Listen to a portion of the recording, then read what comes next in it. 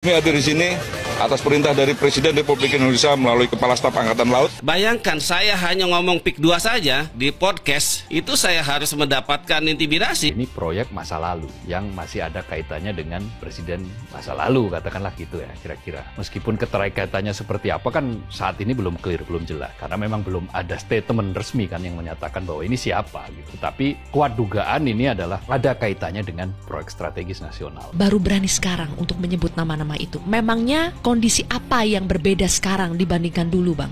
Buat kami ya, itu mencekam. Karena di daerah pesisir Tangerang itu sering berkeliaran preman-preman, ormas-ormas yang mengintimidasi masyarakat. Ketika dia mengkritik katakanlah Agung Sedayu, itu biasanya segera dipanggil. Apalagi kalau menyebut-nyebut nama Aguan, itu pasti langsung bisa ditangkap. Kenapa sekarang jadi berani? Peralihan kepemimpinan dari Jokowi ke Prabowo. Karena dari kepemimpinan Presiden Jokowi itu semuanya dikendalikan. Oleh? Iya, oleh oligarki. Jadi kalau ada orang yang mau mempertanyakan, menggugat soal PIK 2, pilihannya dua. Kalau tidak menjadi bagian dari aguan, maka tentu dia akan mengalami kriminalisasi. Bahkan beberapa diantaranya sudah dipenjara.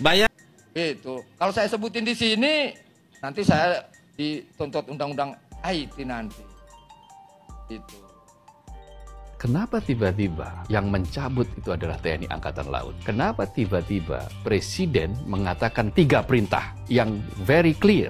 Sangat jelas tuh perintahnya. 1, segel. 2, cabut. 3, usut. Segel ini akhirnya dilakukan. Ini kan istilahnya tindakan tipis-tipis ini. Segel itu kan tindakan tipis-tipis. Siapa yang menyegel? Kementerian Kelautan dan Perikanan. Dan ketika menyegel itu berarti otomatis dong logikanya kalau disegel ini barang berarti ilegal. Hanya barang yang tidak resmi, tidak berizinlah yang layak untuk disegel. Dan yang menyegel adalah pemilik otoritas, yaitu apa? Kementerian Kelautan dan Perikanan. Karena memang itu wilayah KKP.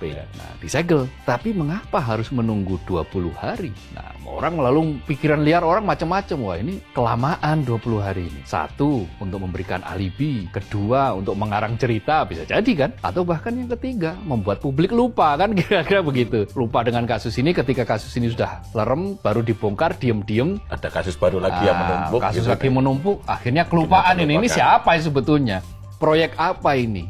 Siapa yang mendalangi dan untuk tujuan apa? Kok sampai ada pemagaran 30? Nah, sampai kemudian keluarlah perintah yang jelas, clear dari Presiden Prabowo itu. Atas nama PT Intan Agung Makmur sebanyak 234 bidang dan atas nama PT Cahaya Inti Sentosa sebanyak 20 bidang.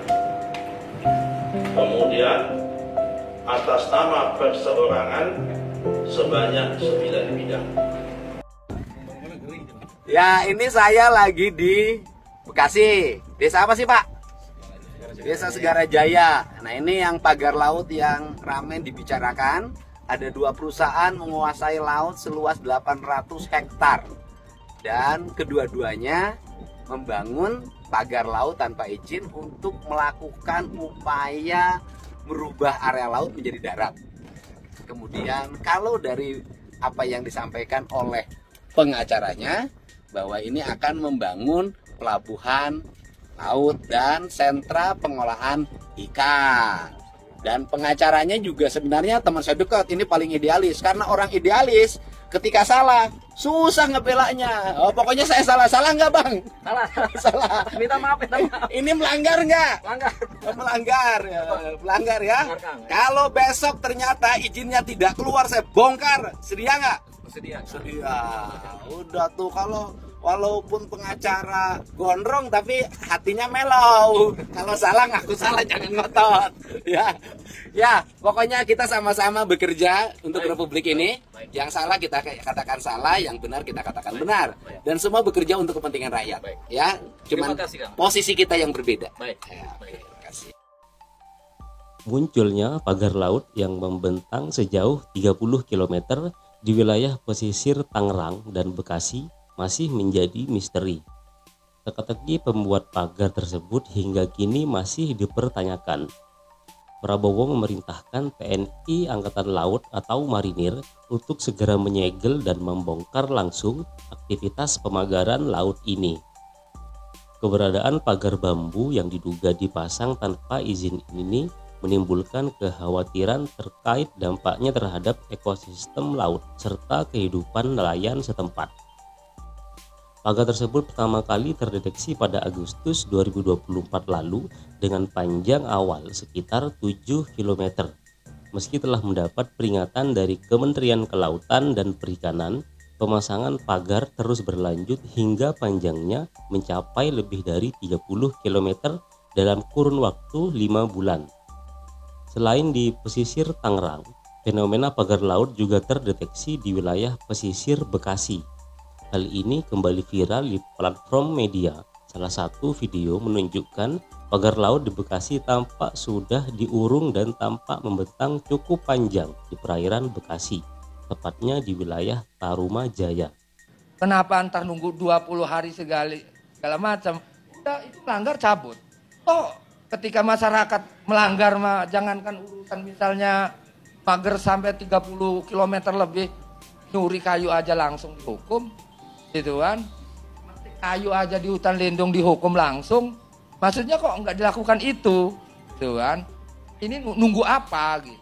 Misalnya nunggu biar pelakunya ngaku, pelakunya rahasia umum lagi. Lura-lura tahu, orang Kohot tahu yakin siapa pelakunya. Orang Serang aja tahu. Tahu semua.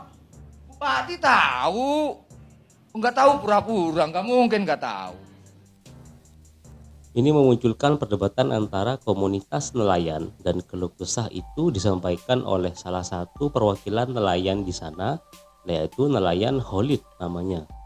Selain berprofesi sebagai nelayan, Khalid juga tampak memiliki pengetahuan yang luas akan misteri ini. Selain meresahkan, pagar ini juga berdampak serius pada para nelayan kecil lain di daerah pemasangan pagar ini. Tangan kanannya siapa maksudnya? Itu kan. Kalau ngomong aguan segala macam ya berarti kan Antoni Salim segala macam. Itulah korporasinya maksudnya. Dan jika negara tidak berani ke itu, saya akan lawan. Banten saya akan pimpin.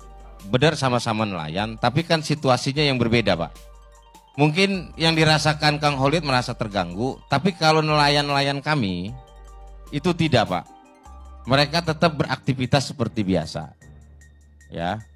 Maka ketika mereka pada saat musim paceklik, yang saya tahu mereka itu bilang katanya mereka itu bisa mencari kerang-kerang hijau. Ya.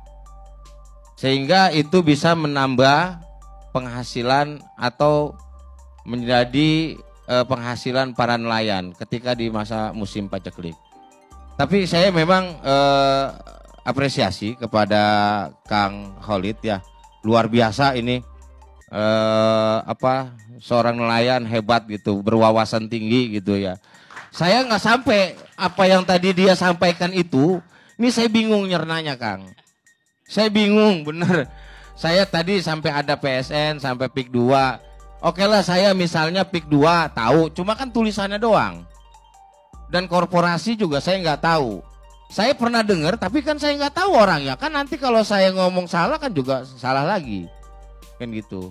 Mungkin kalau untuk sejauh ini Kang Khalid mohon maaf karena mungkin apa yang dirasakan Kang Khalid dan rekan-rekan yang lain dan kami yang ada di Kohot ya juga mungkin nggak sama ya, mungkin saya rasa juga kita nggak bisa memukul sama rata.